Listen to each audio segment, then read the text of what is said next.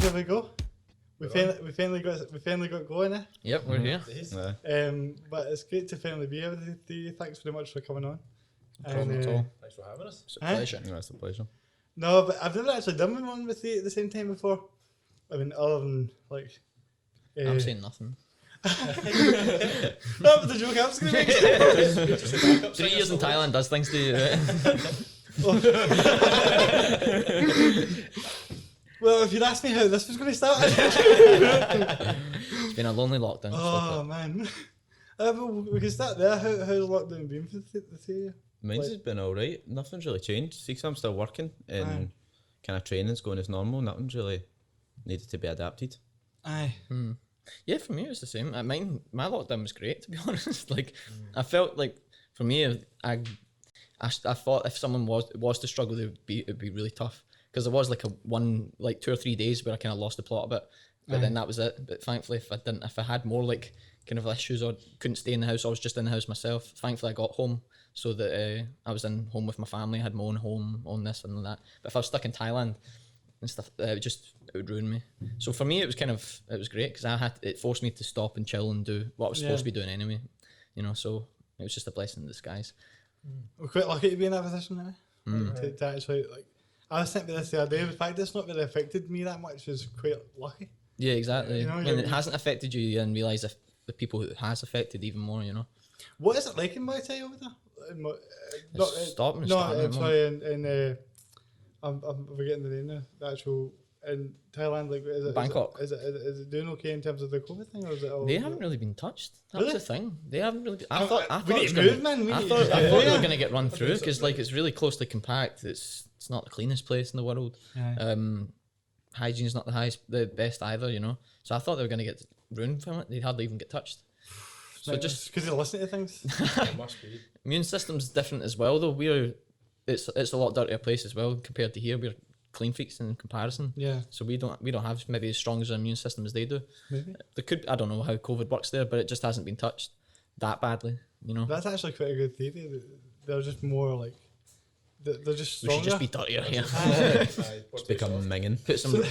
Rub some dirt in it, We're all going OCD now, aren't we, though? Well, somebody was saying to me, you know how I was talking about the LA stuff that's going on? That Republic of Ireland is like worse than that, a lot worse than in somebody said that to me the other day, and I was like, For homeless? 10% worse. No, in terms of like the COVID stuff. In terms of how much damage they're having to people that having to take care of, which was kind of shocking to me when you think about it. Because when you see what the coverage is going over there, how bad they're doing, and then you look at Ireland and you go, how can that be worse than that? Well, Ireland and the UK as a whole has been hit pretty bad. Like, aye. if you Well, compare also it to the rest they're of the showing with like vitamin D supplements now. Yeah. We don't get a lot of sun. No. LA they do. True. That's something Don't I'm put too missing, much, man. put two and two together. See these half-3 like pitch black dark days, man. It's I know. terrible. It's pure miserable, innit? I know. But we're not here to talk about that. That's it. This is a happy podcast, right?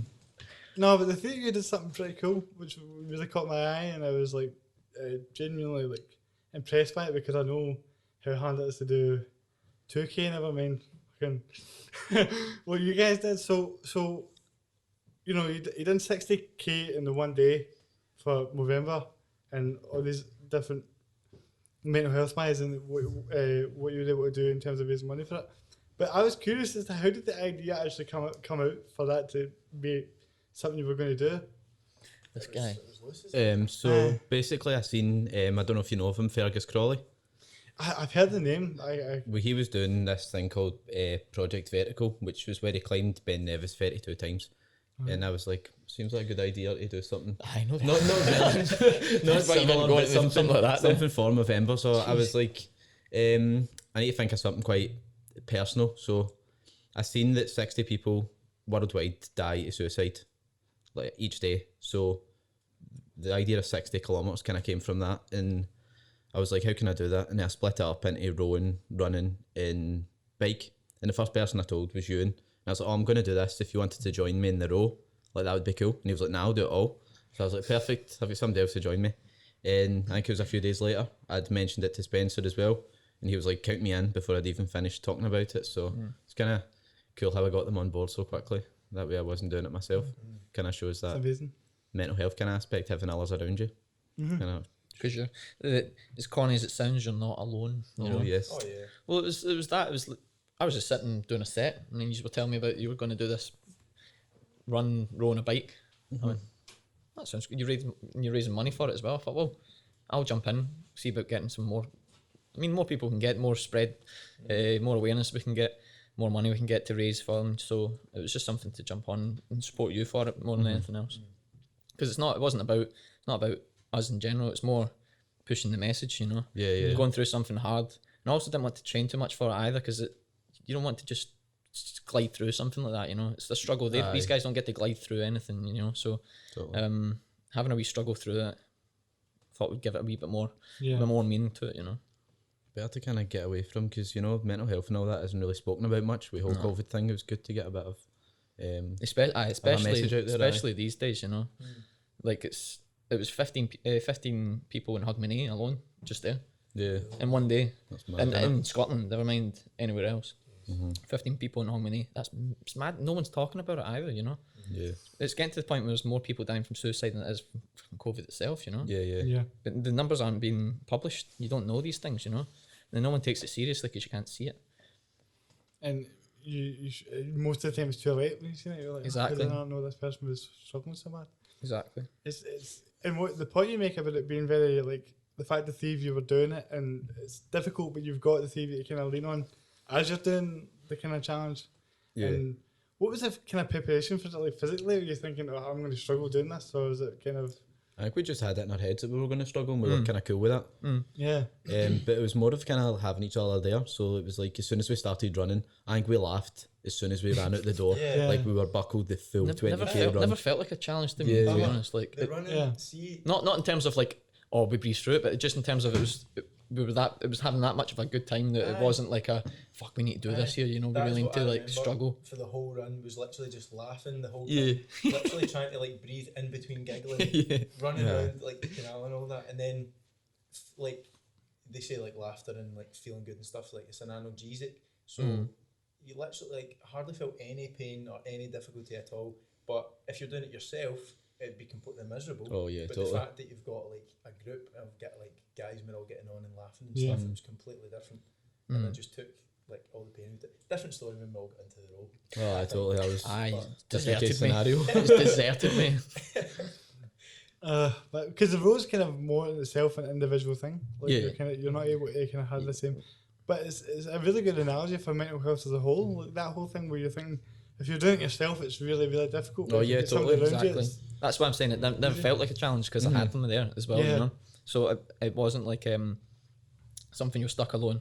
But then the row, they two whapped in their earphones, and I'm stood in the middle. Like, what's going on? And I can't row that well either. All of a sudden, I have to do 20k. But we could change it and see if we had a fourth. Oh, that was. well, We you could, know, we could get a quad or a four or something. Get That's another, getting get another set of Get a lycra boat. for him. I could. The spandex, I felt empowered. I think that's what got me through the row. Oh, totally. I'd probably do this. I've got a wee hand mic actually. I could do a hand mic. Aye. 20k in a hand mic. And you can row like in a boat, and there's like adaptive equipment and stuff that you can Yeah. use. So Well, the row actually, the bit that you guys sit on comes off. yeah, And I've used it on my knees a few times, aye. which is not fun at all. like see, when I'm using a row, I feel like my legs go before, because I'm just not used. I don't think it's supposed to. Like the row is kind of a leg machine. Yeah. So like, so I'm using my whole upper body. My legs are like, I'm not used to this. This is not what I'm supposed to be doing. Have you seen adaptive rowing? Yeah, some of by the way, there's some amazing athletes out there. I've reached out to a few of them to come on. They'll be coming on, and there's some of the guys. I thought I was doing all right, and you see some people on Instagram, you're like, "Geez, oh man, you could be doing better than that." GB's really good as well. Like it's a really good team. GB adaptive rowing team's really Yeah, successful. I actually need to look into that. GB rowing team. No, because it's. I was surprised at the amount of adapted things there are, but enough about me. No, if you want a fourth minute, I'll happy to jump in and talk shit for the amount of times we're doing it. That'd be good, man. More the merrier. Flying next to us, slapping their arse with a spatula. Hurry up, man. It could be next year. Aye. If I could do the 20k just in the share, that'd be brilliant. I wonder if you could get away with that. Somebody was saying to me, you could do like a sponsored run and just be in the chair. And I'm like, but I'm not doing anything in the chair. You've got those the guys that do the marathons, but it's like the little sled and they row with the hands Yeah. basically. It's like the arm pedals. People don't understand how hard that is. That's mental, exactly. It's mental. They're just doing Have that you ever been in a just with their wheelchair arms. before? Like a manual wheelchair? Yeah, I did, when I hurt my leg in Thailand, they made the mistake of putting me in a wheelchair. I was doing wheelies around the hospital. See that? By the way, it's the hardest thing ever. I can't believe Yeah, people it's terrible. People say to me, why do you not use a manual chair instead of the power chair? And I'll say, well, because the power chair is more comfortable. Your shoulders aren't designed to do that. Yeah. All day it's pure. Not supposed to go like that. And I know so many people that have got their shoulders and rotator cuffs and all that. They're totally Destroyed from It's not a long-term solution, is it? It's just like... No. And nobody really cares enough to actually I push think about a forward, different solution. So, but I feel like I'm always in this sort of middle ground of being the guy that's like, I can do a lot of things, but there's some things I can't do. But I'm also, so like I'm too able to like to be in this group. But I'm not able enough to be in this group. So I'm sort of like in this middle sort of weird grey area, which I think is more common than people realise. But it's just not anyone on a podcast talking about it. Surely, like you're saying, surely that is like, there's a lot of people. It's not just like black or white. Yeah. You know, there's like various different levels of ability. So surely there's a lot of people in that same situation as well. Well, that's that's essentially the whole point of the podcast itself is the fact that we, you know, the whole idea of disability in and of itself will have different variations of ability levels, and you know I always use Stephen Hawking as like the prime example of that. A guy that you know he barely could move, but he's got the smartest brain pretty much in the whole world he had at the time. So. Yeah. And have you ever seen that movie Elf? Yeah. This is a funny example, right? See, when he's actually in there and everything's too small for him and he's like, but he's like according to us, like in our world, he's like a fully able, he can do everything type of person. Aye. And yet in that world, everything, it was a nightmare for him because nothing was. Mm-hmm. So it's not so much that he's, you know, that he wasn't able, it's more so that the world wasn't designed for him. So this is the point I'm trying to make, is how we're talking about it as if we couldn't just change things so that it was more adaptable. Because the only thing that I'm realise I'm in a wheelchair is when I try and go somewhere and there's a flight of stairs. There's no, you know what I mean? So it's not a really a ability issue as much as it is an access issue. Right. So see the way you're saying that, like, if we were to do like another challenge and we could have the four of us doing it, right, there would be no problem, or it would actually be a really good thing to have the four of us. We could even do 4 completely individual things over the whole day, but it's the fact that we're all challenging ourselves individually, and it's all like the effort across, like everyone's going to be deciding that on that day, right, you're going to give 100% effort, but it's all equivalent, it's all specific to each other, do you know what I mean? Yeah. So, and it was like that on the day, like we all, like Spencer was saying, like we've all got our different strengths and all that. So like Spencer was like he's cruising through the run. Wow, the run was a breeze. While to we him. suffered. I just put on a brave face. Really, I was just crying, man. Aye. Through. So like it's not as if we're all the same. So our difficulty and our effort across the whole day is completely different. But if we were to do a challenge of 4 of us, then we would just adapt it and have like you know a couple of different events, and then we would all just do something. You know. Yeah, I don't know what I'm getting myself into here. You signed up, man. That's it. I mean, see, this is the problem. Is this isn't even just a private conversation. People are going to hear this. It's on record. So now I'm just like, this is me. I need to start actually. But you see, that's the problem. It's really hard to train in it. I'm lucky that I've got a handbike in the house, so I'm able to do I'll be able to do cardio in the morning type of thing. But lifting weights is a problem for me just now, which is a bit of an issue. Like, well, see when something gets cemented like that though, like I'm kind of selling the idea even more and more here. The more I'm thinking about it, like I'm selling it to myself. But that when you cement something, like when we decided, right, okay, we're going to do this challenge, and then we picked a day for it, like your training takes on a whole new meaning from the day that you decide you're going to do it to the day that, day that it happens. More urgency. Aye, and you're like, right, okay, I need to get up and do this now, and I don't want to turn up and get injured and be completely out of my depth. I need to train. I need to get up and do it. So, I think like we could just pick a day. Just put one in the diary. There you go. Date now. One day. The thing that's cool about it though is I've actually throughout lockdown I've done like reasonably okay in terms of like just not missing too much of normal life and just kind of keep them going. But recently, I really miss like competitiveness, like just not. Even in Saturday mornings at EDA, I used to do like the team rallies and stuff. Like, Oh yeah. and I was going to football like every weekend, playing wheelchair football down in England and down here and every day almost. So it was like you always It's had like a community goal. as well, isn't it? Yeah, Oh, totally. we've really struggled throughout this whole thing with it, and for me it's kind of one of those things where I've not had that sort of like I need to get up and like I used to let myself go for a bit and then be like I've got this game in a few months, I need to really get myself into gear for You this. get 10 other guys relying on you. Exactly, You know, and it's like you need to kind of it's not just about you need to put it in for them. So I've not had that sort of like Motivation as such. yeah like I've still been motivated in the sense of I don't want to get fat, so I'm like but just in the overall sense of like missing that buzz of being like, oh, it's game day. It's like this is what you prepare for, and there's nothing better when you prepare for something over and over again, and then you go and you do it. And it must have been like a great feeling to actually get over the line and be like, we did that. Like to know you did something good for yourself, but also a lot of other people as well. It must have been like a really good feeling. I think at that point we were just kind of like, get me home. yeah. We all went out Everyone's we all went for that bike thinking it was like 4 o'clock and it wasn't that dark and it wasn't that cold. We're like, we'd be all right. Took 5 minutes into the cycle and we're like, shit, we should have really wrapped up. 20 minutes into it and our toes and hands are freezing. And seen him like cycle with one hand in his pocket. Just to get one hand warm. Man, that's an idea. I'm Alternate, starting to do it as well. The good feeling that you're talking about doesn't come till maybe like 2 days later, and then you're like, that was really good. That was bad. See, because people don't realise how much. I mean, I remember doing like, I did 10 miles one day, just in lockdown, and it was terrible, man. It was terrible. I was just 10 like, miles of what, skiing or? just a handbike, because I can't. Jeez.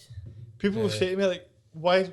I can't really allow these to rest. The arms always need to be reasonably strong for me because like, that's what I rely on. So it's like you're kind of I used to just not bother, and then you become more disabled. Like it's not. I don't even like using that word. It should be you become less able to do things and be independent, and that would be. But that's kind of the same for anyone, whether you're on a wheelchair or not. You know what I mean? Like that kind of stuff is important. Absolutely, that's the same sort of thing. Like not using that word, like because you don't see yourself as that. It's the same like. Well, it's like anything that someone's been through. Like even myself, or like I was heavily dyslexic. But I like to say I was dyslexic. I don't like to say I am dyslexic and use that as a crutch for anything, you know. Me not like being in cars because the amount of crashes could be called PTSD, but I mean I don't see myself as having PTSD because then I'm using that as like, oh, I've got PTSD, that's justifying the reasons why I don't do the X, Y, and Z. Same with bullying. When people tried to bully me in school, and I thought, well, they tried to bully me, you know, because I didn't allow myself to see myself as a victim. No, you're not bullying me because I'm not allowing you to do this to me. You need to be not careful how you label things, eh? Yeah, exactly. You're not getting into my head like that, you know. It's not people get it as easy, you know, and it's a lot of people get harder stuff. But if you reframe the way you even just look at things, or even word them, it can make a huge impact on your actual mental health and overall quality of life as well. It's such a great point. That the reason why it's such a great point to me is because of the fact that you're not. If you can give yourself that excuse by saying, "Oh, it's because of this, that, and that thing." Like, see if I say to myself, the reason why I can relate to this so much is because I used to be able to say to myself, like, "This is why." It's as if you're brought up to be like, the wheelchair is an excuse to fail. So it's like you don't need to do this because everyone will be like, if you're overweight and you're not doing much, or you're not really doing much with your life, people will just go, "That's because he's in a wheelchair." So it's like I had this brilliant excuse, but you can use that with anything, like you say. Not wanting to label yourself like that, which is what the whole point of this podcast is about, is like what do we mean when we say somebody's disabled or we say somebody's dyslexic? So what does that actually mean? I feel like it's kind of all just a very simplistic way of looking at it rather than looking at it going, we're all very different in a lot of different ways. Like the three of you are 3 different people, but you as long as you have the mindset of, you know, it's how you see it that affects it, not so much what anyone else says. It's all about how you see it. And the way you're talking is like, people forget that it's not a static thing. Like you're saying, like the more I go to the gym and the more I engage with exercise, the better I feel, stronger I feel, and then the more like ability that I get. So it's the same with everything. Like I'm mildly dyslexic as well, and the more I read, the better I get at reading, and then like your skills develop, and then you can overcome some of that. So if you just sit back and accept that whatever label you've been given is the label you've been given, you're not being aware of the fact it's like actually it's fluid. You can go and train and work on yourself and improve, and you can actually like you're not limited to the box that people. Yeah, I couldn't read forget a page of a book. I couldn't even read a line in a book. I'd read a sentence and the letters be jumping all this and that. But at that point, we didn't know I was dyslexic, and it was. I remember in primary they put me in this table with just this other boy. A pair of us breaking up rubbers and throwing it because they just didn't know what to do with us. He was dyslexic and had ADHD. So like the pair of us were just bouncing off one another because we couldn't do anything. So then you're labelled as thick, or you label yourself as thick, and you start going down that road and all this other stuff. But you just realise that you have to work on it, regardless of what you got. It's a diagnosis at the end of the day. It doesn't mean that that's cemented now, Yeah. Okay, you've got this. That's no problem. Move forward, regardless, And then I ended up having to. They just basically told me, right, you're just gonna have to work twice as hard as everyone else. So I worked twice as hard as everyone else, and then I came out with I got an A in English, which was the whole talk of the school. Oh yeah, Just basically got an A in English. a success story. Yeah, exactly. That is kind of Still holding that to the day I die. I'm going to hold on to that. Underdog. In English, I still can't spell dyslexia. I have to write it down. Mate, that really is an amazing story. But but it just shows you it's not so much. It's the impact of what we label people as. It does have an impact, and we are fortunate enough to for whatever reason had different scenarios where we were able to see that. But a lot of people aren't able to see that, and so they grow up thinking that they're very much unable to do these things. Exactly. I'm really cautious of not allowing past, say, trauma or past troubles to stop me from moving forward in the future or even in the present, Because you go, oh, this happened to me. Okay, it happened to you, but it's not happened to you now. The more you keep focusing on that, is more time you're living in the past. So you're driving through the rearview mirror rather than pushing forward.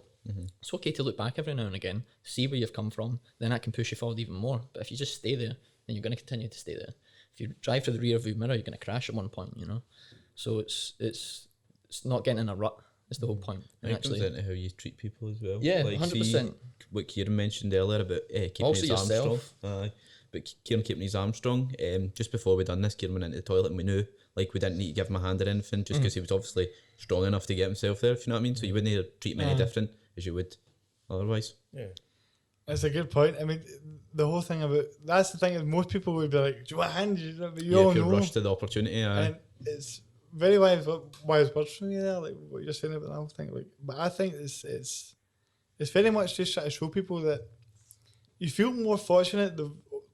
See these things that happen to me that I used to think, oh, that was terrible.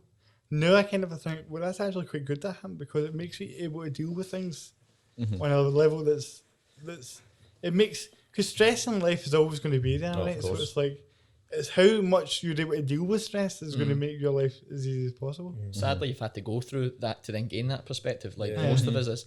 But that's the whole point of conversations like this, so that people don't have to go through all that to then find that information. Exactly. And then if they can take that information in, they don't have to go through all the trials and tribulations, the trauma, all the stress. Because some people don't go out as good as we did, There's certain routes that you could have went down, but you didn't, so there you have this knowledge now, but these guys may well go down that route, And it's like being able to acknowledge the fact that difficulty and things that are hard that are going to it's inevitable, it's going to happen. You're not going to have, it's essential. You're going to lose people and things are going to happen to you and all these different things.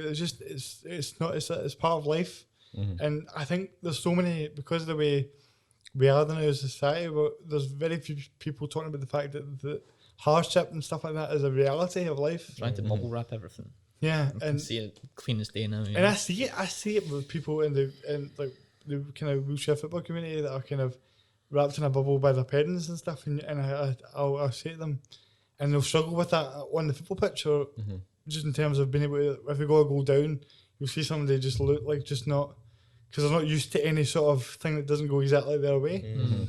And so it's kind of but it's because of the fact that we're not exposed to it. And I wasn't exposed to it, if my, if they all mean it agree, but if my mum had it my way, I'd have just stayed in my room and not, I mean, it had no, but, they always kind of encouraged me to get out there, but then it was me that sort of had to figure it out myself. And now all I'm trying to do is make it easier for the next person. That's what I really like about sport in general. Like, Aye. I think we all love sport at this No, at totally. this table. Yes. But I think Let's not talk That's- about football about it.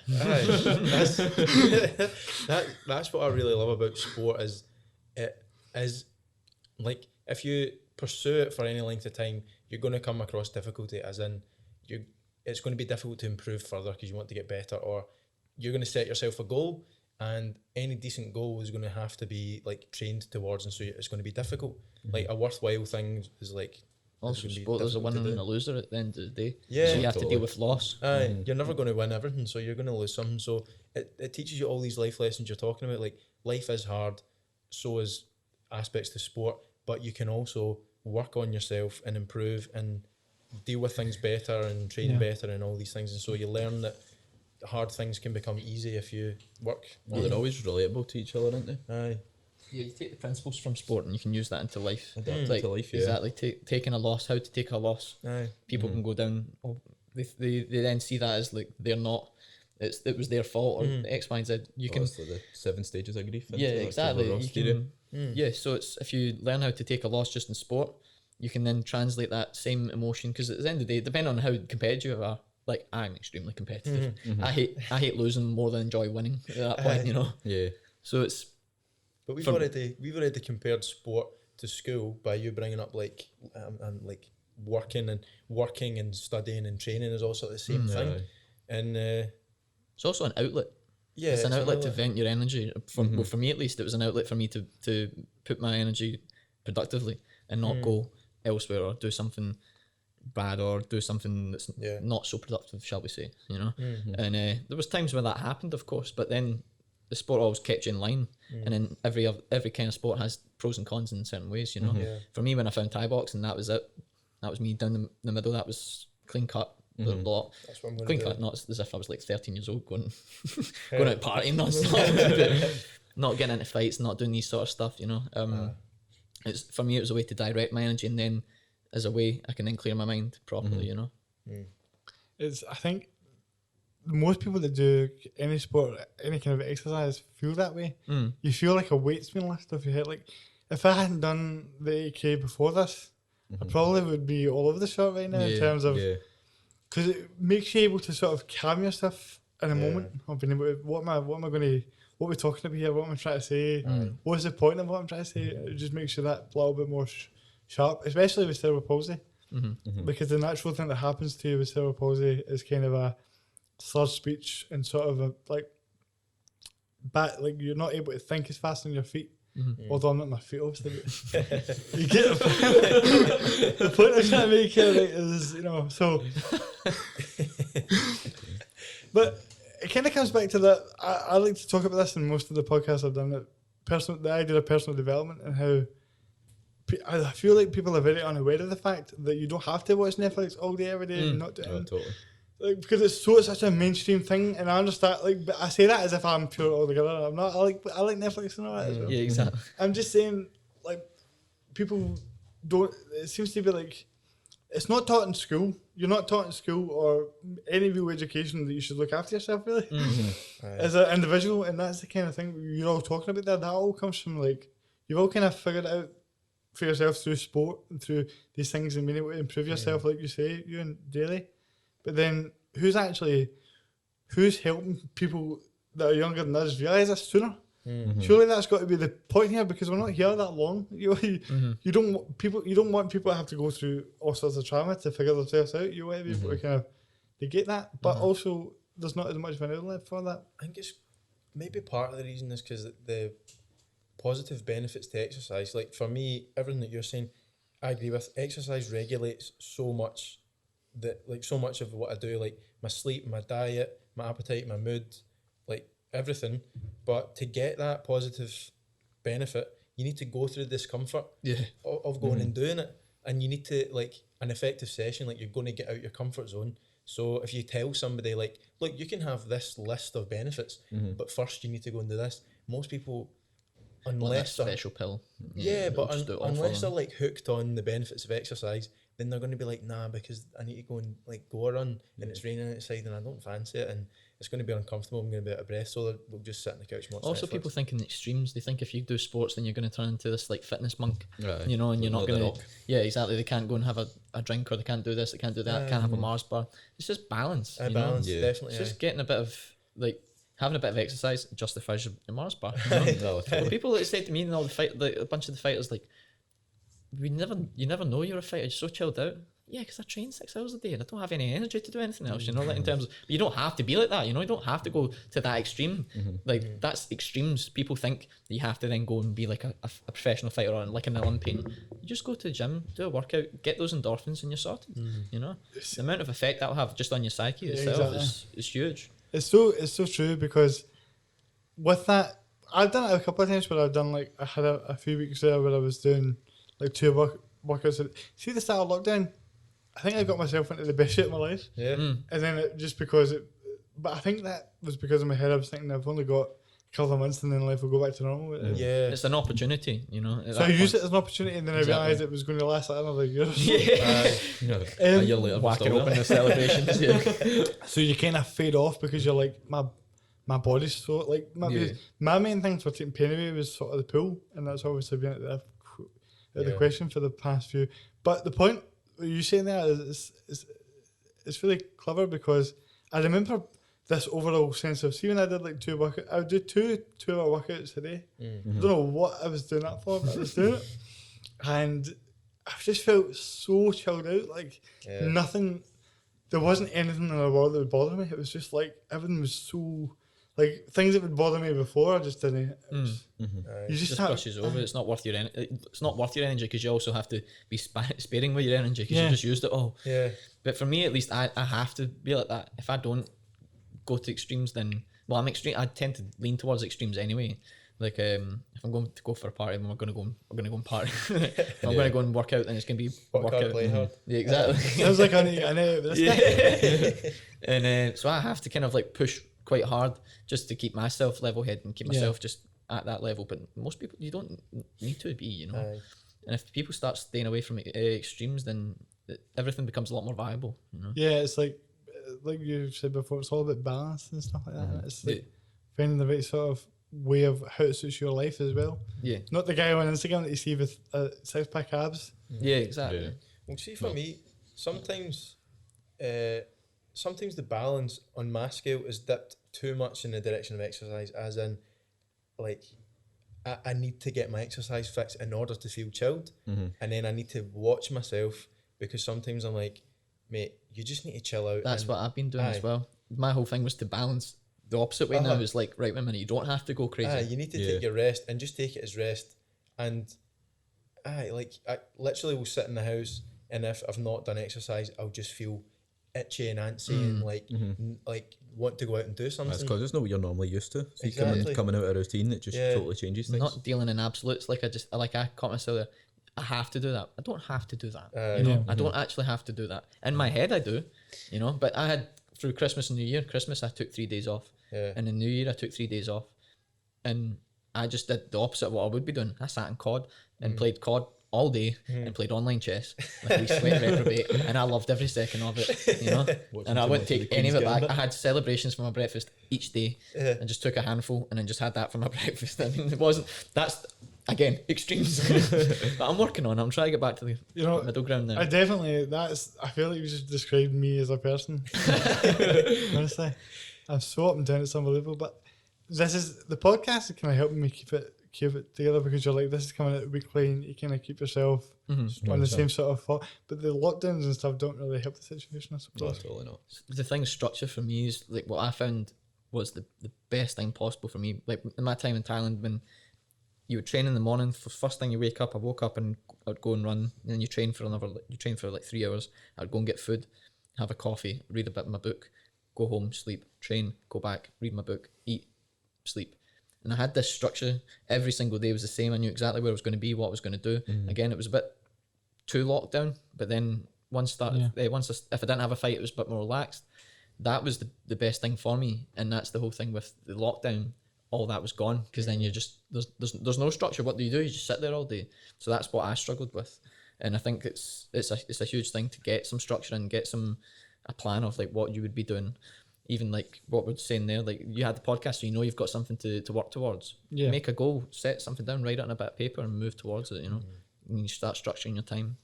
Well, because the thing is, I'm like yourself. I'm very extreme. So if I'm doing something, it needs to be really good. like I analyze all this stuff really all the time, and I'm like, what can I do better here, and how can I do this better? And it's just in time you learn. It's just about making sure that you're just yourself. That's the main point. And there's the people that are worried about being themselves when they do a podcast are usually the people that are trying to hide the fact that they're a hassle. Do you know what I mean? Like, I'm such a good guy, and then a few months later, like, oh, you're not a good guy. Yeah. They completely change. Yeah, I've had that in a few podcasts actually. Oh, I'm sure you mentioned that to me before. Yeah. You're just talking quite sour, and then all of a sudden this podcast, hi, and you're like, good morning. Radio or something. It's like that the breakfast show. So you've got to be transparent. Just anywhere you go. It's hard to be taking a put yourself out there and be honest like that. But I guess this is where my next question comes.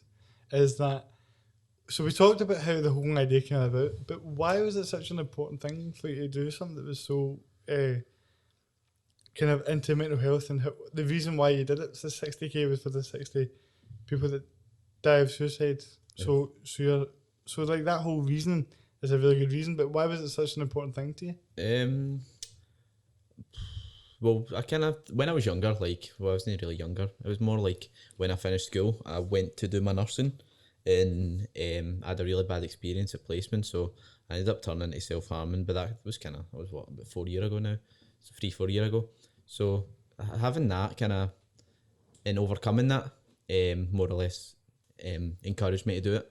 So that was kind of the history behind why I thought it'd be a good idea. And I've never really done anything like for charity. And it was the day that I'd set up to do it. I think I raised like £100. I was like, right, this is definitely like encouraging me to do it. Gives me a good reason to do it. Do you know what I mean? Not that money's a encourager, but do you know what I mean? Like, yeah, it's you're realising that it's going to have a good impact. Yeah. And because I remember when you actually came into the gym the first, I can't actually remember the timeline, but I remember seeing you for the first time, and then just watching your progress as you went on. It's kind of amazing how much like just a kind of confident, outgoing, happy guy you are. Yeah. Whereas like you can see you were just kind of at the start of your whole journey with that when I first. I was a nervous wee fatty about 3 years ago. I feel like we were at the same point at the same time. Only the difference was I met a girlfriend just after that, so it kind of took me right off. Of course. You've got to choose one or the other. Nah. If I had stayed single. I'm telling you, if I had to stay single, I'd have tattoos right now, man. But money went elsewhere. that gets me to Everyday Athlete Gym, and how obviously this was the gym you used all the equipment, and you all go there. But I was curious as to how you all kind of discovered it individually, because mine was kind of by chance through Martin McCann. He was pals with my brother back when they were in school, Ryan, and then I don't know if they were pals, but I think they knew each other. And then he was posting stuff on Facebook about it as they were making it. And I just seen it and I was like, that looks pretty cool. But then I just didn't think anything of it. And then I seen him actually, I was getting the shame one day and he was just there. Martin was just standing there. And he was like, I'm just going to the gym. And I was like, I need to check that gym out. And he's like, come by. And I did a session with him. And it was like the hardest session I've ever done in my life. And I was like, what is this place? Martin gets you moving. I was like, genuinely, it was just so much sweat. I just remember just being pelting with sweat, but like it changed my whole idea of what it was like to go to the gym, because up to that point, I'd been going to the gym for like 2 years, but I'd been doing the same workout like every day almost, and it was just I had no real knowledge of what I was doing or anything like that. And then when you go there, you start realizing what real personal trainers are like. Oh yeah, totally. And how good these guys are. Like it's amazing. People. And they're not just the washboard abs guys. Yeah. Because people will say to me, I can't believe, like, they'll say, like, because obviously they're a bit more expensive, and I'll say, but it's so worth it, mate. You need to, like, sometimes some of these things are really worth it, and Everyday Athlete is worth every. Yeah. Oh, penny. totally, 100%. It's an investment in, isn't it? It's not an expense. It's an investment into your own health, Well, you're all physical and mental. You're all really good friends now, and you all met each other basically through that gym. So it's like, we wouldn't have met. We wouldn't have met if it wasn't for that gym. So, Yeah, so exactly. how did you all kind of discover that as individuals?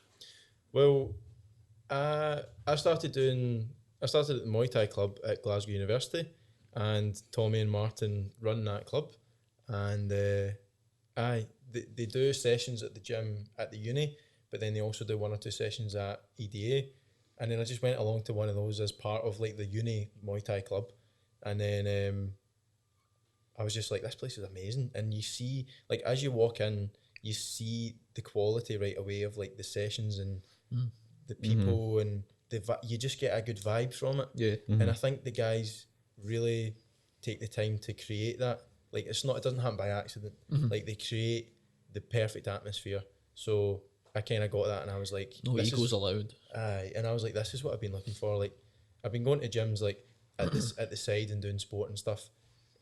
Like, not just as part of like the University Muay Thai club, but I was like, this is what I've been looking for. Like, I need to come and be part of this. So just gradually, like, through that, just started going and being a member, and just from there. Because you take classes and stuff now sometimes, don't you? Aye, so I was like qualified personal trainer at another gym, but then I was talking to Tommy, and he was like, well, if you want, you know, we can work something out, and then you can start doing classes and start coaching up there, because I was good pals with Tommy at that point as well.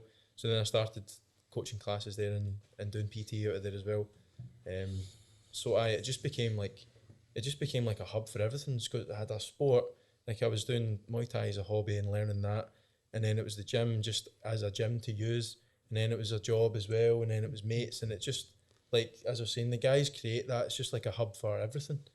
Social, health, fitness, everything. It's just like, it's such a great place. It's like it's one of my favourite places to go. But yeah.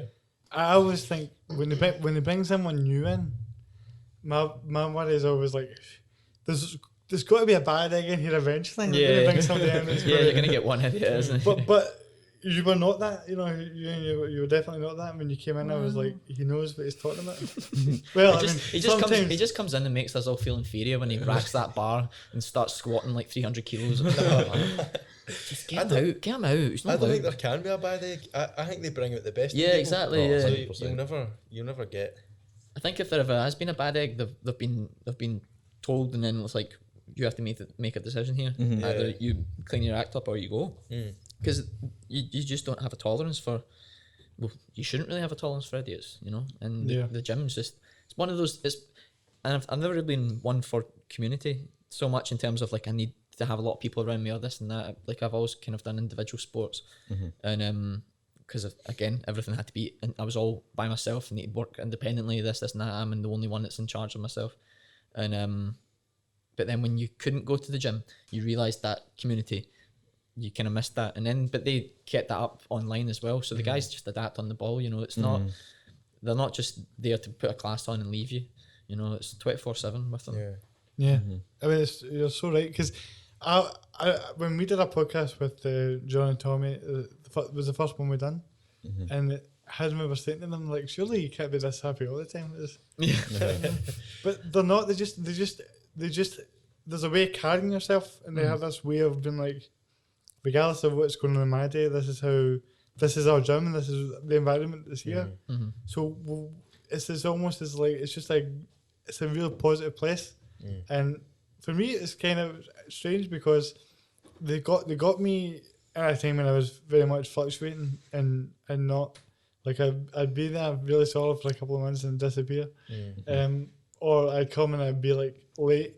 But any time that I was late, or I just didn't feel up for it, and they could see that I wasn't doing too well, they were never like, you need to sort yourself out and all that. It was all Nah, they're always radiating pure good vibes, aren't they? I remember me and my girlfriend Hannah were in town, and we bumped into Martin, and it was as if he was like full of energy. He's like, where he's going? I was like, oh, we're just doing some shopping. And do you know what I mean? He was just full of life. It's like, see that constantly training attitude. It's like, you always radiate just good energy. Yeah, you always feel better having been there, you know. Even if you've had a shit day and then all of a sudden they just smile and say hello, and you just kind of pick yourself back up again. I've had that exact same feeling. And I think from knowing them, like we were talking earlier about just being a genuine person, like they're just genuine, and they know that it takes energy for them to give out energy. Do you know what I mean? Like they are putting in effort in order to create that atmosphere that we're talking about.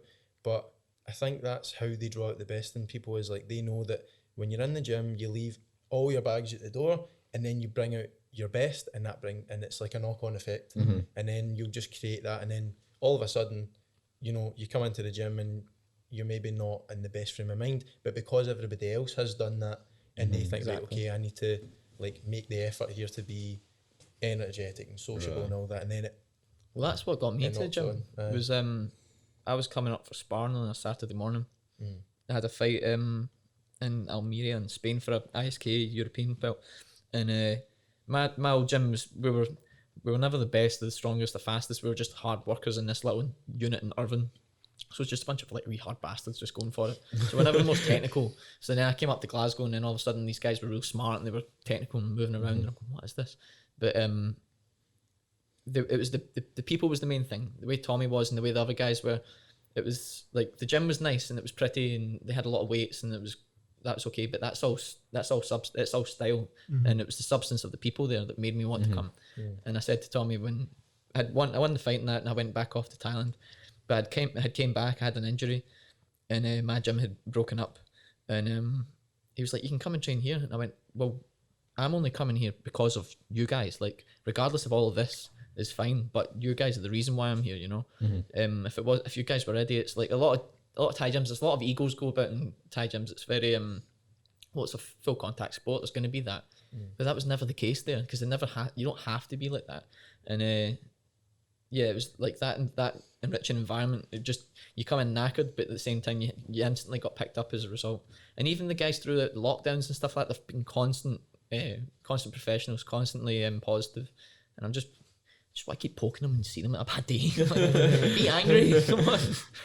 But they're constant professionals, and that then shows in the within the gym, you know. I think we're just like, I don't know. They've created a product, like the service that they make is obviously like sport and health and everything, but they've figured out that in order to give the best product, all the stuff we're talking about has to come with it, because it then becomes a place that you're drawn to. It's not like something that you need to like drag yourself to go to the gym. It then becomes like, I want to go and do that. Yeah. So then it like they've done that, to take it back another step. They've done that because they know how important like health is, physical and mental health, and so they've created that because it's like, this should be the best thing possible, because everyone should be getting the most out of their exercise.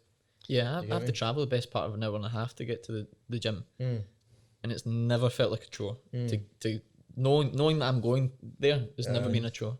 I've never thought, fuck, I need to go to the gym today, like fuck, I need to go and see these guys, I need to do this, I need to do that.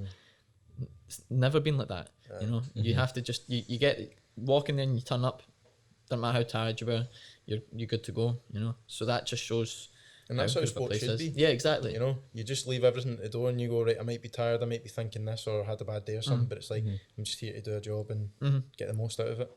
You just it changes your whole mindset. You come in there, you could be feeling like shit, and you go in and feel brilliant after it. Like, or even just not even the exercise itself, but their whole vibe and personalities, they all kind of rub off on you. And you're like, these are the people. I remember at the time when I first went into the gym, I was hanging about with not people that I probably shouldn't have been hanging about with, and I was like, these kind of people exist. Do you know what I mean? Like, yeah. Like a parallel universe, isn't it? There's people that can be like this, and and you can talk to them, and they'll be like. Because I remember there was a period of time where I didn't come in to the gym, and I'd done really well.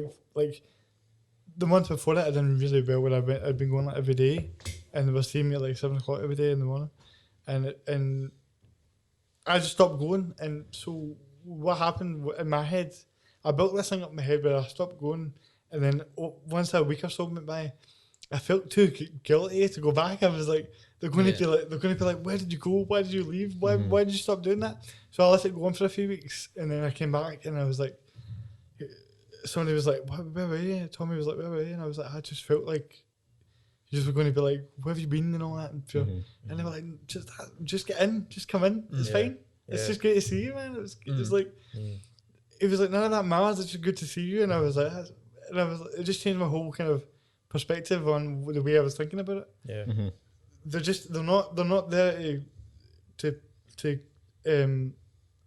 guilt trip you or put you down in a way. It's Yeah. always just an uplifting thing. Yeah. Not trying to take anything off of you or put Yeah. you down or anything like that. Yeah, it's it's just, they're just great guys. Just great guys all Just round. great guys. Just on man Except for crushing that now. Tedden's pit, man. He's like, You got to put Scum. do you think that that's like coming to that gym's been like a big part of developing you as a fighter?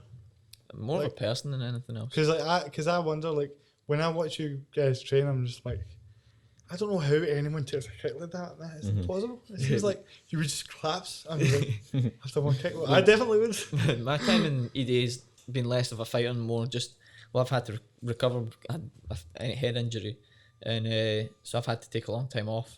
So my time there has been mainly like just getting back and getting fit again, and just having balance in my life, not going out and going crazy. Like I had a few spells where I recovered, and then it was like, right, I'm full monk mode. I was like, full health, need to do this, need to do that, which I did need to do for my head. But then I felt I was missing out on partying, went and partied too much, Yeah. come back again. So I thought, no, I need balance here. And it was more just a fitness thing, and it was able to clean my head as well, being around just positive people. It was a huge thing just for me as a person more than anything else. And then when it comes to time to come back to fighting, then I'm sure it will be the same. Because the guys that we train with in the gym, they're all the same. They're all clued up guys, they're smart, but they've got a bite in them too.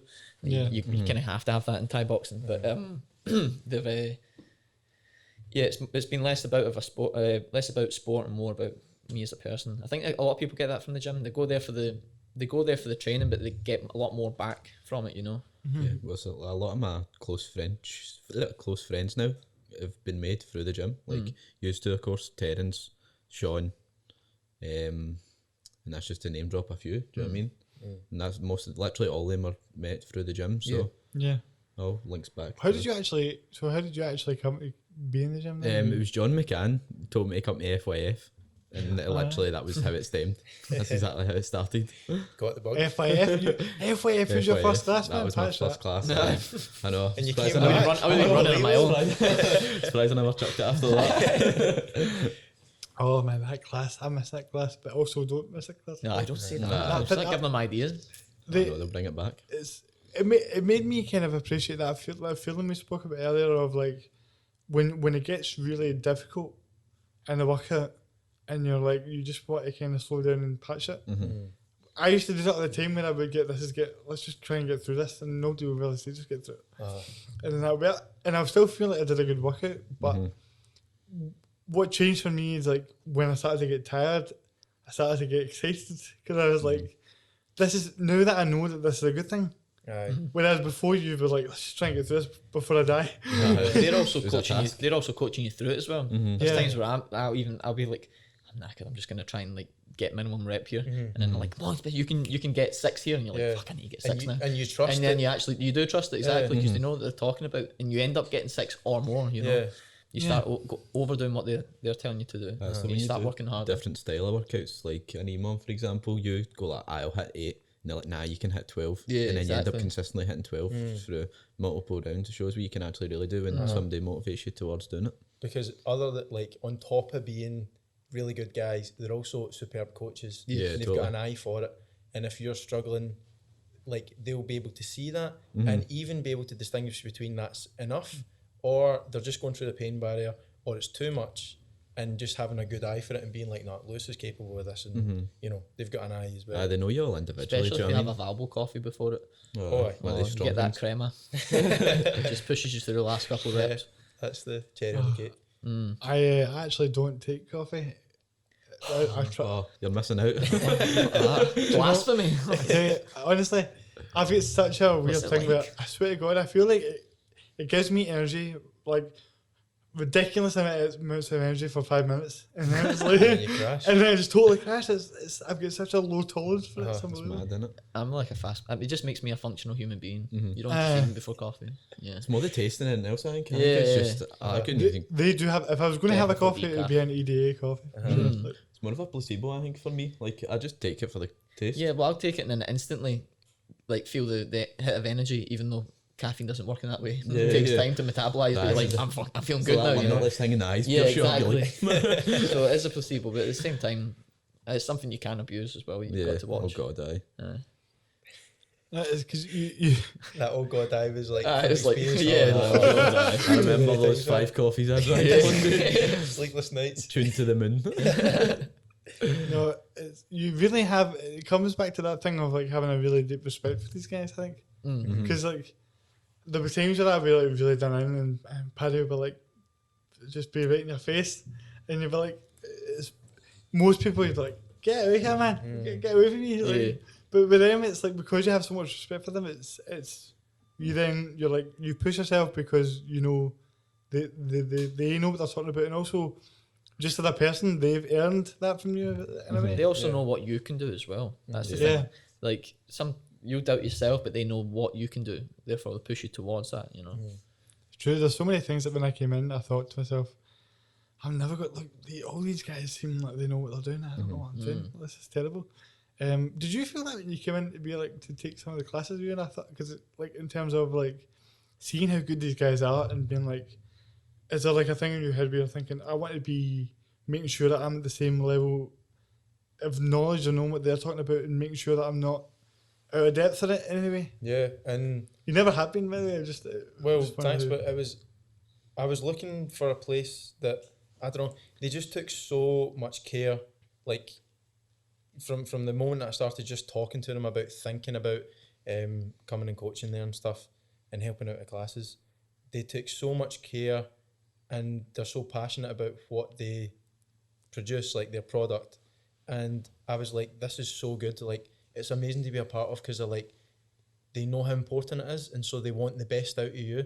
So in terms of like all different levels of knowledge and what you can do, and like what I'm trying to say is basically they just want the best out of you. So they're like, you want to be the best coach that you can be because the athletes and the clients are giving them like their hour out of the day, and you want to get the best out of them, and they want the best out of you. And so they just instill that into you, and it's like you're going to the gym to try and do your best. Does that make sense? They Yeah, just want- totally. I mean, it comes back to who you're around. Really does. It is important.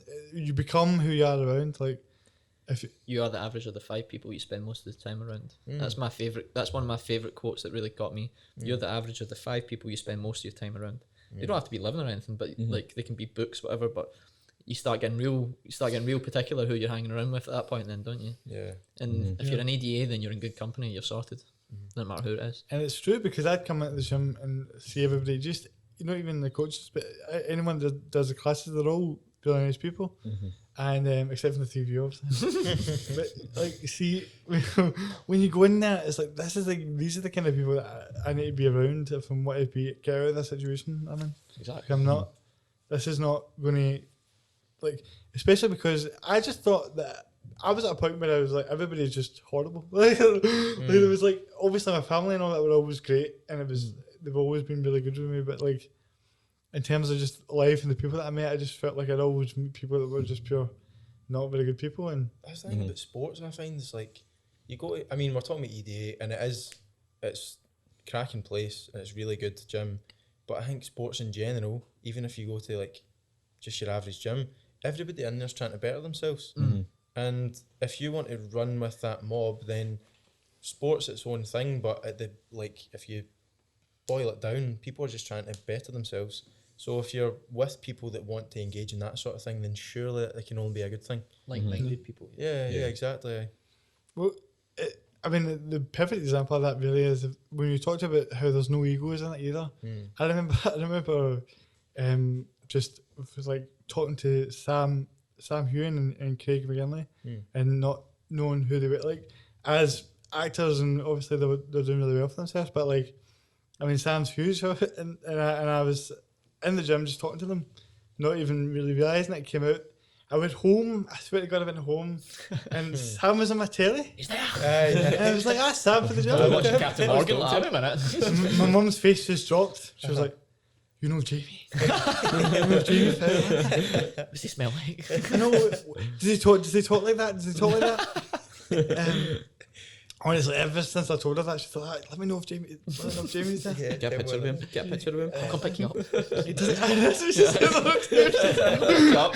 Give you a hand. Honestly, man, I was like, for that guy, but I couldn't believe it. Like, we were sitting talking, three of us at one point, and then I come back that day and on the telly. He's on the telly. It was just, I was so shocked. But it just shows you like nobody was like bothering them. Do you know what I mean? Yeah. There's people that are like, sort of well known and They're also not going, you may recognise me from, you know. The telly. Yeah, exactly.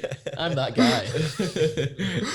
They're Kind just of as humble because they're in that environment as well. that's you know? it. Yeah. don't know if you know this, but I'm kind of a big deal. Yeah. I'll be on the telly I later. come on. If I was on TV, I'd be like, that's me. Just walking about a picture. Honestly, I've done how many episodes have I done? I've done 20. This should be the 22nd, and that is the first Anchorman reference I've made. Has been made, and I'm so disappointed in myself. Disappointed, But I feel like I should be saying that ages ago, like episodes ago. I think what you're saying, sorry for interrupting you, It's but I think it works both ways. Like, and it also works both ways in terms of your ability, your sports abilities. What I mean is, like, you can be just beginner or you can be intermediate, advanced, or any level, and you're just treated equally. And I think that's how it should be. It's just like you come in and you're all just putting the effort in, and that's what counts. And it doesn't matter if you're doing 100 burpees or 10 or none. It's just variations on the You same get thing. all sorts of people in the gym. Aye. The guys that are like 72 years old, you know. Aye. But you Older respect wo- everyone older equally. women, young kids, you know. Tim, like that guy Tim. Yeah, I is didn't know his Yeah. name yet. He's not the guy. No, I stand there and I go, I know, yourself, you know. And you just You think respect I'm, everyone. I'm sitting there thinking I'm struggling, and you see this, you know. Exactly, and Yeah. everyone's putting the effort in, and that's why it's such a good place, because like you're going there to do hard work, and everyone's like excited to do it. So, Well, me and him were actually in a pair for one workout one time, and I just remember thinking like, I know we're so different backgrounds, different people, and it's just mad to think that like I could never imagine myself doing a workout with 72-year-old, or however old he is, but it's amazing, and everyone in the gym is amazing, Aye. and I think we've sucked up the arse enough. I know. Try to get a free Valbo coffee. Free Valbo Just wait, we'll be getting those Valbo caps at like the 1000s. well, I haven't mentioned how handsome they are. Yeah. That comes next. Well, if we do this second go round and I join in, we've earned 4 free coffees here as well. I can say. Must have. If you're listening to this, Get it in the contract. but no, it's just what was it? I was going to go back to we're talking about how fitness and stuff really helps your mental health and all that, which it does.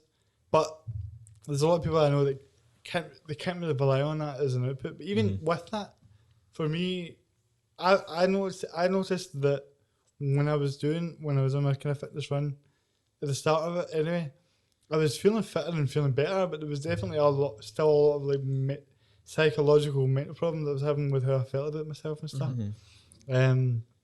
And this is where we get deep. No, because it's like because I feel like people really, there's a lot of platforms talking about mental health and talking about these things, but not really. It's really on a surface level, and it's not so much like actually, saying to people that these, this is how bad it can get, and this is how you can over. But it's fine saying like the basic sort of thing. If you just talk to somebody, it's not as sort of straightforward as that. Yes. And I think a lot of the problems come from people try and oversimplify mental health, and it's like, where it can be a whole string of different things. It's like an umbrella term for loads of different things in it. Yeah, It's easy for people just to say, go speak to someone. Aye. Oh, you go and try and speak to someone if you're thinking this way, you know? exactly. So it's good to like when you're in a position where you can look back and reflect. It's quite a good thing. But it got me wondering, like, when you were feeling that kind of way and dealing with those kind of things, what kind of things do you think? Because we were talking about how the rate of suicide is really. It's his own pandemic, It's like an all-time high now, isn't it? I'm sure I read that yesterday. Ridiculous. and it's not the most cheery thing to talk about, but that's the problem. That's why it's so high. Exactly. It's a bit like even just talking about mortality. That's what a lot of coronavirus is scared people of, because then they actually realise, oh shit, this might actually kill me, you know. But then actually thinking about your own mortality, then gives your life a bit more meaning itself, like Stoic philosophy. It's memento mori, one day you will die. You know, if you start thinking, well, one day I will die, then today is a lot more beautiful than More meaningful. what I expect, you know, or what I even think it is. People are trying to put it off rather than appreciating it, because it could be any time. You could walk across the street, could do this or that, you know. But now that there's a pandemic, people don't see that people are killing themselves regardless. Never mind of a pandemic. It's happening anyway. Yeah, and because they can't see it, it's in someone's head. They don't take it seriously, or they don't think, oh, just go and speak to someone, you'll be sorted. Yeah. Sorry, that's not fucking working. You know. I remember talking to somebody, and they wanted to get time off work, and they phoned up, and they wanted time off work for mental health reasons, and they phoned up HR or whatever it was to try and get this arranged, and they were saying, okay, so what do you want time off work for? And they just said, mental health, I'm depressed or something. And then the HR people responding like, oh, aye, very good, the one thing that there aren't any symptoms for, or the one thing that you can't prove any symptoms for. And it's like, that's the kind of thing that folk are getting met with, like, oh, it's invisible, and okay, so you can't really prove it, and it's not acceptable. Yeah. Sadly, you'll get people that will use it as a justification. It's Or will always gonna like, be that. yeah, that's always going to be a point, you know. But exactly, if you can't see it, feel it, touch it, then all of a sudden, oh, it's not there. It's not you real. know? And the worst thing is for that person and for other people who are trying to talk about it, and then they're met with resistance. It only makes it worse. Yeah. Then they feel like they have no option, you know. Well, that's the thing is what you said there is very true, and there are like amount of people that will use it to their advantage in some way, as with everything in life. Exactly. Oh, yes. Exactly. You know what I mean? So, but the problem is that gets treated like as a majority. When you look at the numbers, you know, you just said that, how many was it in New Year's? 14 or 15. And I've not seen that anywhere. Regardless, it shouldn't be anyone. That's the point. That's what I'm saying. Regardless if it's 15, like But if it's one person, it should exactly one person. When it comes to people and then statistics, you know, they're all still individual people. Say it's like we're 300,000 people die in one day. That's just a number now, you know. Or they'll give out a number 60 people a day. But think about that. That's 60 people walking in this door, you know, and then they're just dropping dead. Now you can start seeing it's a bit more visceral. It doesn't sound nice. Yeah. Now think about you having to pull the trigger on them. Yeah. Well, then now it's a real thing, you know. But people don't. They block that out because it's not nice, you know. It's because it's a hard thing to think about and talk about, because it's not something you want to be happening. No. But it's also a reality of it, and people are really negating this in every sort of, you know, every single politician that I've seen, or anybody with sort of a public platform. Also, this idea of where we're on this topic, because it really grinds my gears. I feel like I've seen that in a show, Rick and Morty or something. Family Guy, I think. Peter Griffin's once grinds my gears. gears are grinded. See, I done a couple of episodes where I just talked about my own stuff and how I was able to deal with them. But I wasn't trying to say there's people that are out there that are saying things like, well, I got through this and now I'm doing this, so if I can do it, you can do it. And see, that whole thing is saying like of there's people that are saying it in a way that's almost intended to make people feel guilty of being like, I was at this point and now I'm at this point, and look at me. And you should be doing. If I can do it, you can do it. That is really demotivating for some people, because see, when you're actually depressed and you're actually feeling that way, you're not. It's all that does is make you feel even worse. worse. And you're like, well, he's done that with so little, and I'm still feeling. You know what I mean? It's I think like it all comes down to time as well. A lot of it can take time. Like, for example, that tattoo I've got, this too shall pass. So like things will pass over time, but do you know what I mean? Everything's going to take time. That's a good tattoo, man. Nice biceps as well. Good show off there. So just put it right there. I was gutted I couldn't get the colours in before that. If I ever got a jump on, I was like, Well, for me at least, it was trying to figure out who I am as a person, which was the hardest thing to then sort out your own problems. Because if you don't know who you are, then try to solve your problems, because you don't know where they're coming from. Find out where the problems are coming from, because it all stems from something. Could be something when you were younger. It could just be you could just be born that way, but you need to then find where it's coming from, and then work towards fixing that. yeah. For me, when I first went out to Thailand, I went straight. I dove into reading, and parents were completely amazed, and they couldn't put a book in front of me when I was younger, because again, that was trauma. You saw a book, I can't read it, then I feel this way, that way. So then I kind of overcompensated by reading all these psychology books, all these self-help books, trying to find out what was wrong with me, basically. And then you start figuring out, well, even if you find out or you don't, I just found out that I was overcompensating. I went, oh shit, right, okay, I don't actually have to do this. I'm not this thick, I'm not doing that. But then I started to become more self-aware. I think with anyone that's went through something hard, you become self-aware quite quickly, because you start to notice when you're starting to do these things. For me at least, being self-aware is the most important thing for me. It's got me out of many a bad situation, both physically and mentally as well, you know. Even just like out in the street, and an altercation gets you out of trouble, because you know what's going to happen, you know how you may react and what could happen. So going through scenarios in your head and these sort of things, putting yourself in that position in your head so you don't have to do it physically, you know, was the main thing for me, was to try and figure out who I am. I still don't fucking know. I'm 23. And I'm like, who am I to give life advice or anything? I'm still going through it, you know. But at the same time, if you start working on yourself rather than trying to find the problem of say you're diagnosed with something, oh, that's what that is. No, go back to yourself, you know. If it all comes from within at the end of the day. Well, see what you said about when you discover things that you don't like, you're trying to figure out what's kind of wrong with you, so to speak. What actually was interesting for me, and what I've been trying to relate to people, is a lot of the things that I disliked about myself at that time, I now like about myself. Because there's nothing that's wrong with you. Yeah, so it's not. There's no right and wrongs, you know. I think it's just actually, what it is. it's essentially the whole conversation needs to be flipped on its head. Exactly. Because a lot of the things that you're sitting in, like, this is, I don't, like, for me it was kind of like, well, I think my biggest thing was there was I had like a date thing one night, and the whole way through the day I didn't really notice it. It was just self-conscious thing where I was just slagging myself off the whole way through it, like the wheelchair and all that. And the girl said to me after it, she was like, I think it was really cool, you seem like a nice guy, but you're just, the whole way through that, you were just negative about yourself. You kept talking about the wheelchair, and like you kept talking about like everything you don't like about yourself, but you kept making it into this big joke all the way through the day. And I think you need to work on yourself before you're with anybody. And I was like, that's the smartest thing anybody's ever said to me. I think it's good that you make humour out of it, do you know what I mean? Rather than being like, this has happened, and like being in a negative headspace about it. Like, right at the start, I'm sure you made a few jokes about it. Do you know what I mean? It makes people laugh, like, see, being able to do that. Puts people at ease as well. Yeah. Also, but it's also a balance of it as well, you know. You don't want to then be just demeaning to yourself, you know. You don't want people to be nervous talking to you, wondering, like, when they're going to ask you, like, oh, so what happened? Do you know what I mean? Like, and it was through Muay Thai. Somebody kicked me in the leg and I couldn't walk anymore. It was him there. I keep saying sorry, man, honestly.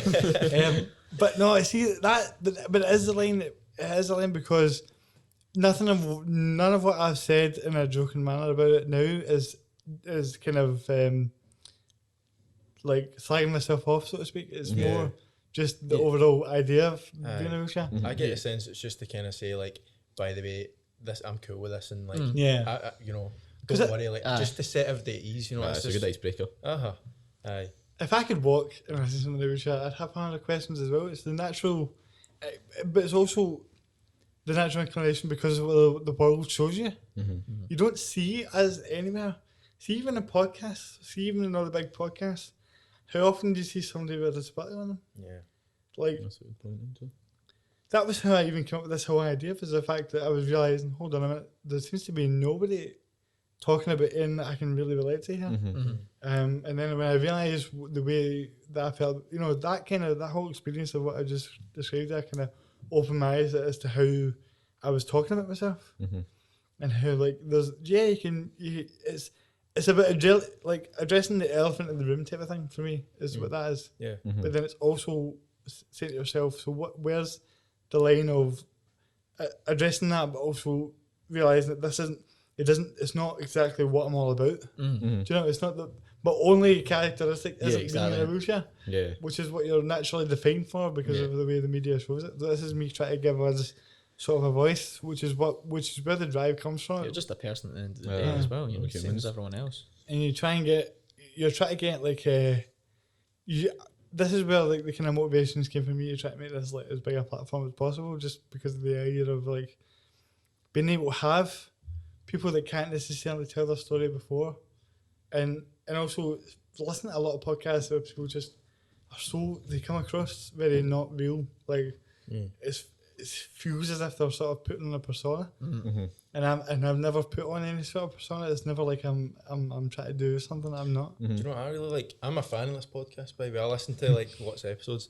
and what I really like is it's in a voice that I can understand. It's in a Scottish, Glaswegian like accent, and most of the stuff you hear isn't that.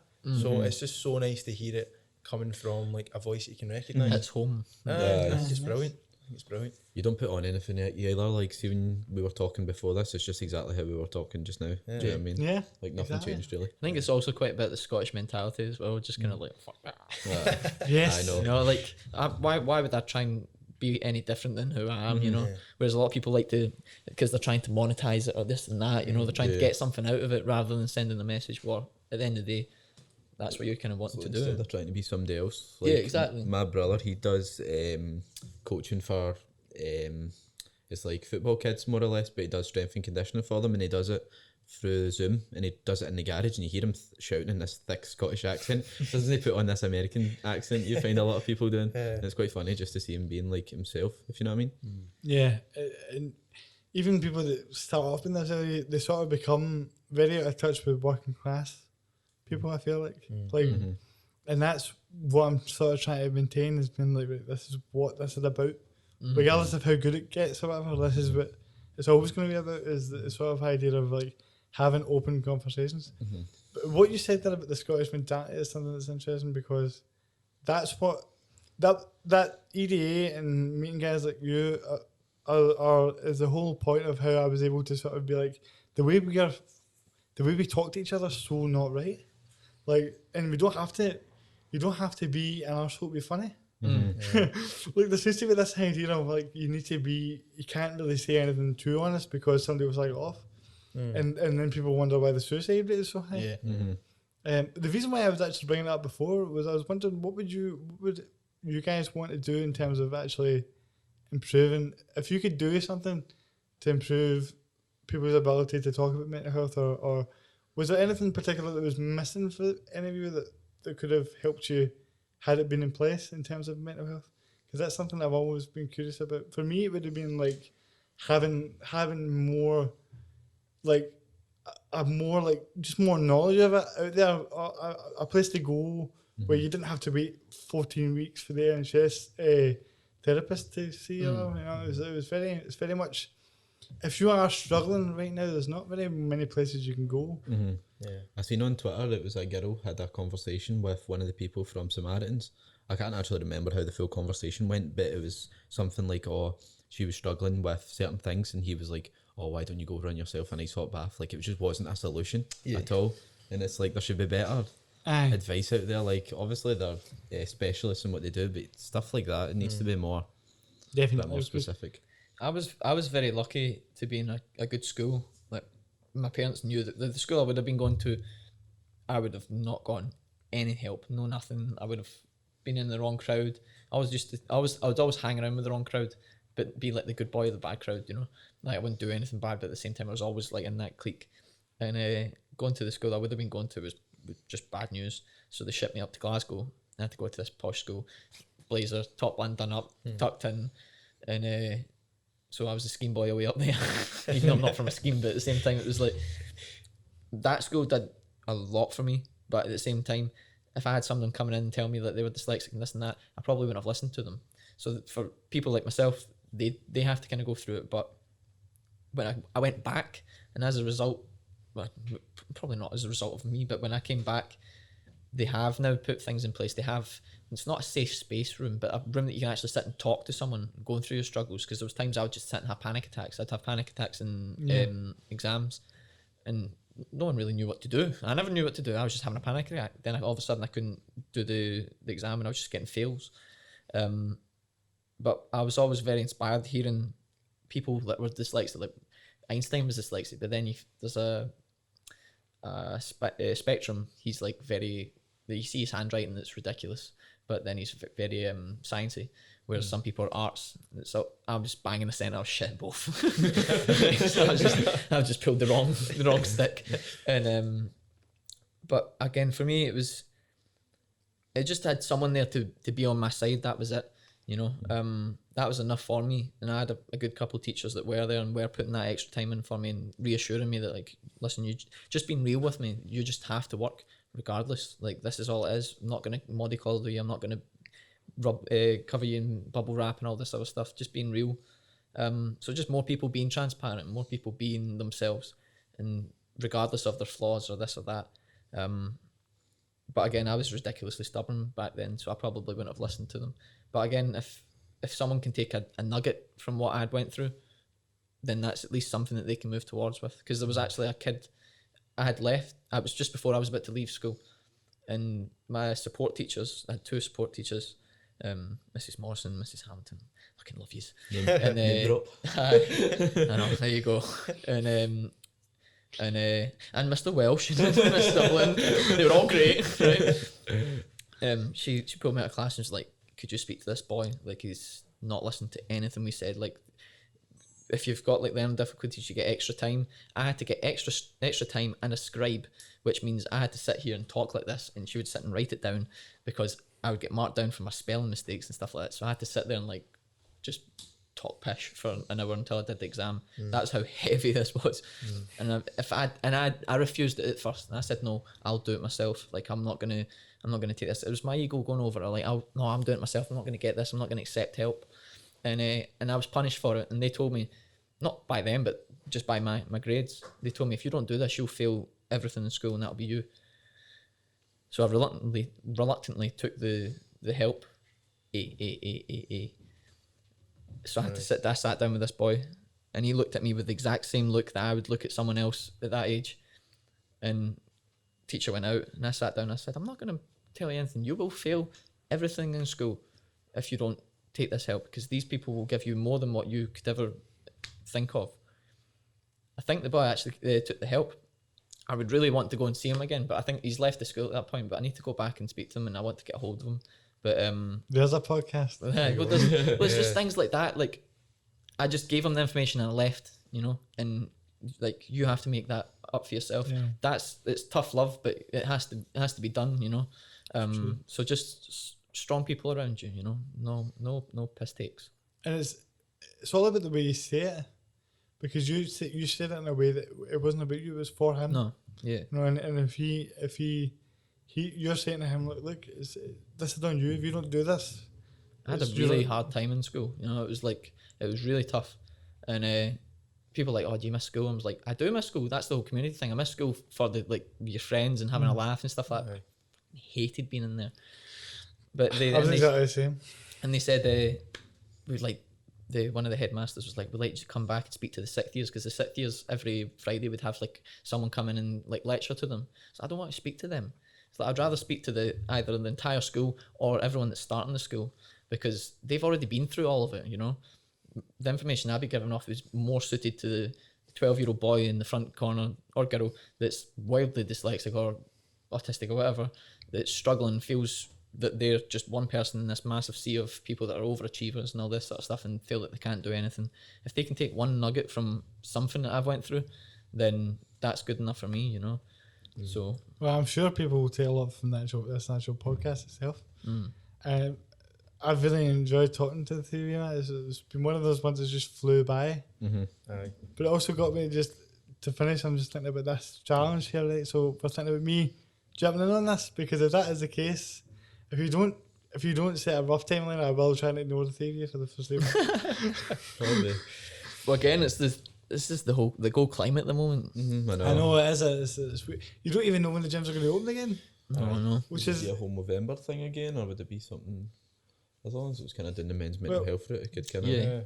Hopefully, I mean, regardless of the COVID situation, you would imagine that we'll get hot again at some point. So maybe some sort of summer thing. Yeah, maybe not November. Season flashbacks to that. PTSD. Let's do it in the sun. That'd be nice. Let's do it but it's like warm. Although I don't know if that'll be a That That would would just be probably another, like, even worse if anything else. that would just add to it. Wouldn't it? It would be like, oh god, what have we done here? But then it comes down to, like, if you were saying, like, something individual for each of us, Yeah. Yeah, and we then could- all do with it. Yeah, I I think think it takes some planning.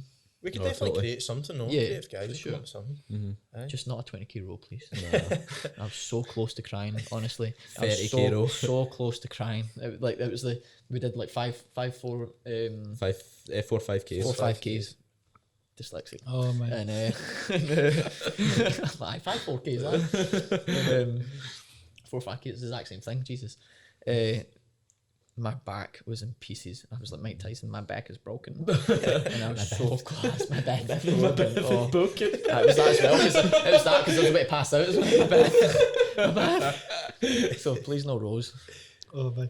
Was there any point where you thought we're not going to be able to finish this? Like, I nearly fell off the rower. Honestly, like we had to stand up and like you had a minute. You had a minute to recover and give it a wee stretch.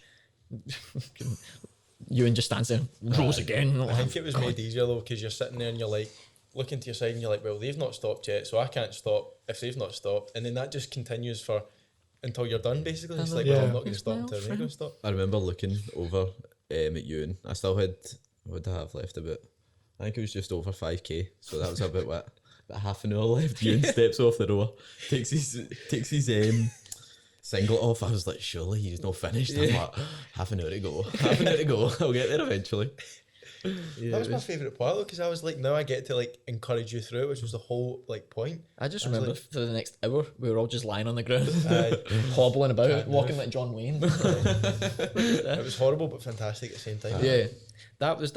I think that because it was the toughest, you got the most out of it after it. Oh, Like totally. we all kind of, there was a big sense of achievement because you can run 20k and just feel bashed up, but there was like no room to hide on the rower.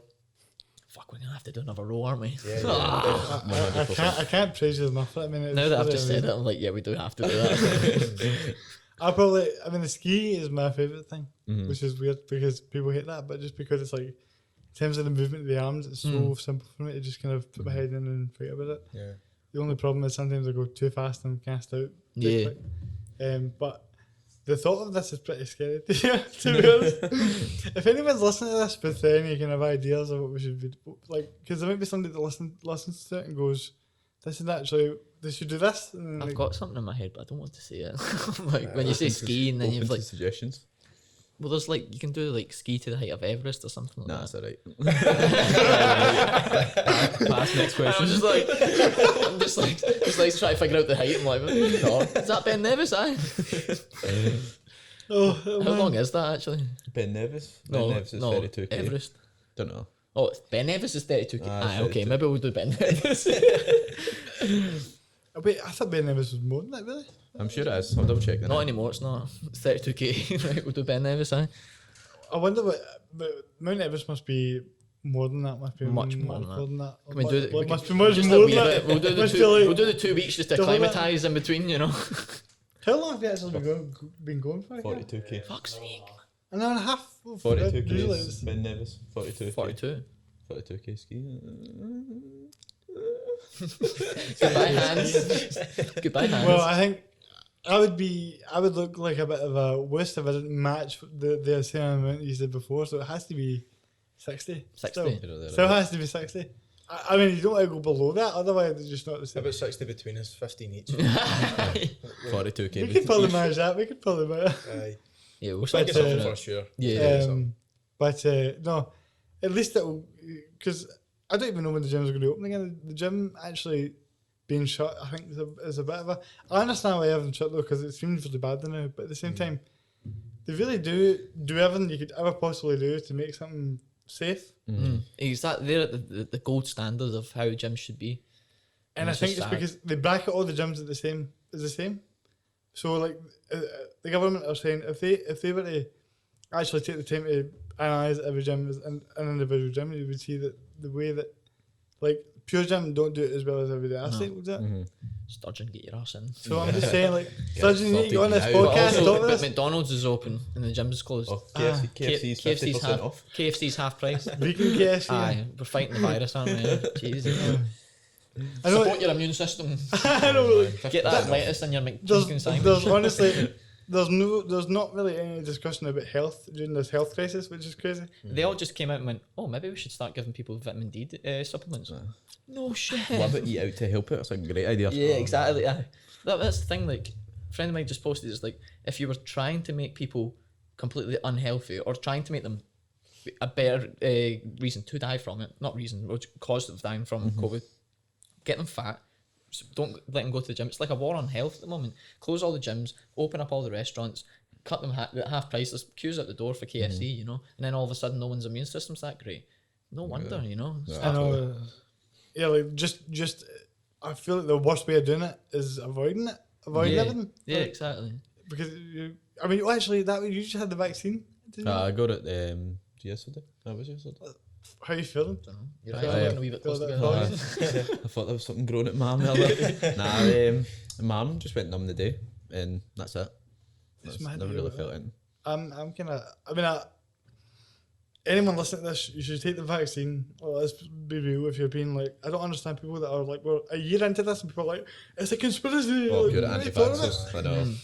Like, When you look at the research behind it, it's not a live virus that they're putting into you, so I don't see what the whole issue would be about Vaccines getting get a bad reputation, but if you go back to how the bad reputation of vaccines started, it's just been blown out of proportion. Yeah, it's just from like some sort of silly. some flat earther. It's just honestly, man. because there have been like certain cases that are having a bad reaction with people and stuff like that. But That's what all medication. exactly, Yeah. that's the thing. Aye. Is without vaccines, we still have all sorts of horrible diseases that we're wiping out half the population at the time. It's just a shame. It's No, that it's way where they've raised enough doubt over it that it's created doubt. If you get me, like Yeah. you see it all the time. It just comes from like, see It's just a scaremongering, innit? if we I could want trust my politicians. gran vaccinated as soon as possible. I want like my gran vaccinated as soon as possible because she's not getting able to live her life either, you know. Yeah. And it's all the old ones as well. Like they would rather like just test it by going out because it's just kicking them over the edge at this point, you know. So they want to get living their life, Yeah. you know. I know it's really. I know people that haven't left the house in months, like the Yeah. whole way through it. And then no one's talking about how that affects having on their mental health as well.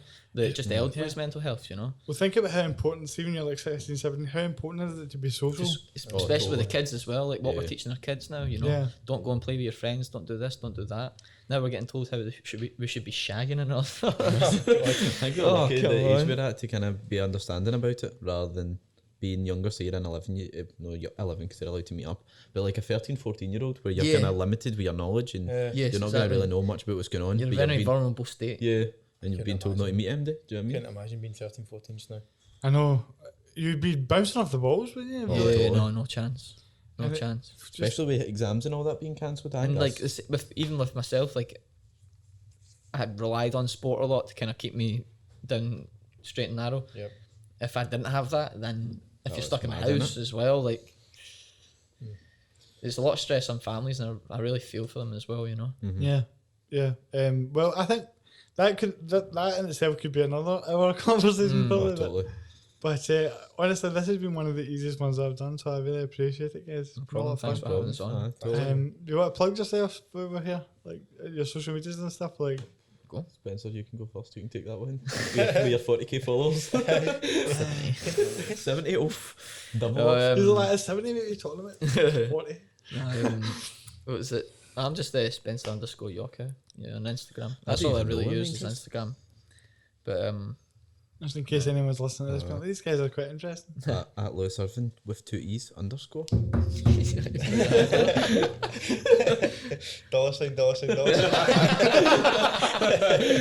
Young money, cash money. I just want to plug you, Kieran. I think we should oh, plug you. just put us down now. Come yeah. on, make us oh. look. Well, I'll take it. Such a good move. All about ability, everything.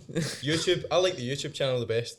That's how I access the podcast. You know, people don't know that exists. It's kind of frustrating. I actually didn't know the YouTube one existed, to be honest. I've been watching it on Spotify. Aye. No, and that, as long as people are watching it, it's fine. But the YouTube thing seems to be where people, because a lot of people do want to see like the footage of it. So I put them all on YouTube, and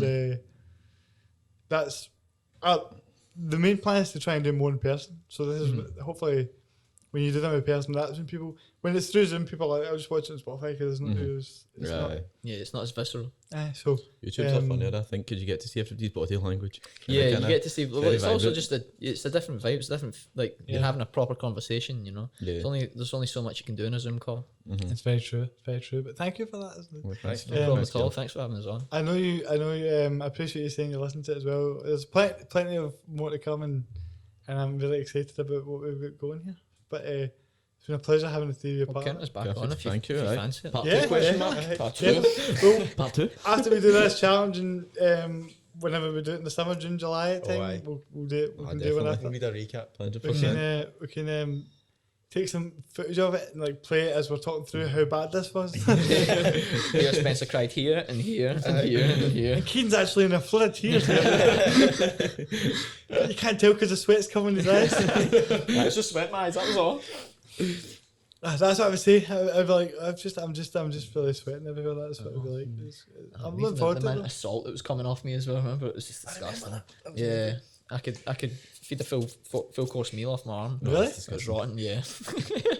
When you sweat, you get all the salt's coming out. It Oh, was you just must have rotten. been shot after that, man.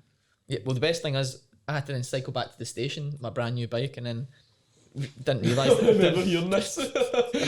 didn't realise I had clips on that go over your foot, and I'm so used to jumping off of my mountain bike. I had like 10 minutes to get to the station from EDA. I thought, oh, I bossed this, flew down, and then all of a sudden I just slide off, like clean as you like, just to get to Central, right in front of Blue Lagoon, and like my foot doesn't go anywhere. Then all of a sudden I'm horizontal and then, smash into the ground. Did you see this brand new bike on its head? And I got up and I was like, nobody saw that. I turned around, there's just like height Christmas shopping. There's like 200 people just walking towards me. I was like, oh, come on. I've done a good thing today. No, why? Oh man. I had to travel, go back in the train looking at a right wee junkie with my hood over and my full trackie, like trying to fix my chain. This brand new bike. You see me stuck into my bus tire, man. It's the Oh, worst. it's rotten. It's the worst, man. You get yourself into some situations, by the way. And always need to end on a wheelchair joke. Yeah.